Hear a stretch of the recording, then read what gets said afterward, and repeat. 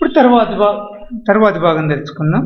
ధనుసు రాశి. ధనుసు రాశిలో మూల, పూర్వాషాఢ, ఉత్తరాషాఢ ఉంటాయి. మూల 4 పాదాలు, పూర్వాషాఢ 4 పాదాలు, ఉత్తరాషాఢ 4 పాదాలు. అలాగే మకర రాశిలో ఉత్తరాషాఢ మిగిలిన 3 భాగాలు, శ్రవణం 4 పాదాలు, ధనిష్ట 2 పాదాలు, మొత్తం 9 భాగాలు.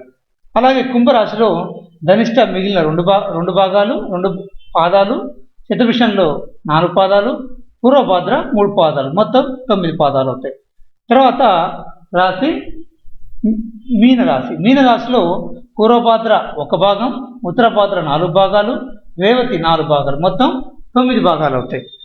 ఈ విధంగా మొత్తం మళ్ళీ మూల నుంచి రేవతి వరకు 9 నక్షత్రాలు మరొక ఆవృతం అవుతుంది. ఈ విధంగా మొత్తం 3 ఆవృతాలు ఉంటాయి. 3 ఆవృతాలు ఏవి? అశ్విని నుంచి ఆశ్లేష వరకు 1 ఆవృతం, ఆ తర్వాత మఖ నుంచి జ్యేష్ఠ వరకు 1 ఆవృతం, మూల నుంచి రేవతి వరకు 1 ఆవృతం. ఈ విధంగా మొత్తం ఆవృతాలు 3 ఆవృతాలు ఉంటాయి. ప్రతి ఆవృతానికి 9 పాదాలు ఉంటాయి. ప్రతి ఆవృతానికి 9 నక్షత్రాలు ఉంటాయి. ప్రతి నక్షత్రానికి 4 పాదాలు ఉంటాయి. మొత్తం 36 పాదాలు అవుతాయి.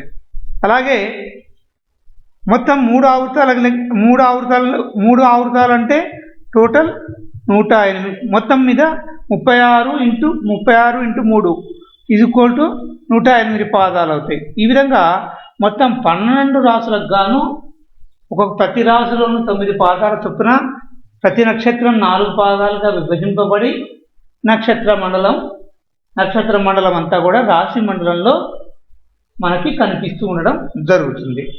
ఇది మొత్తం నక్షత్రాలు రాశుల్లో ఏ విధంగా ఉంటాయని తెలుసుకున్నాం.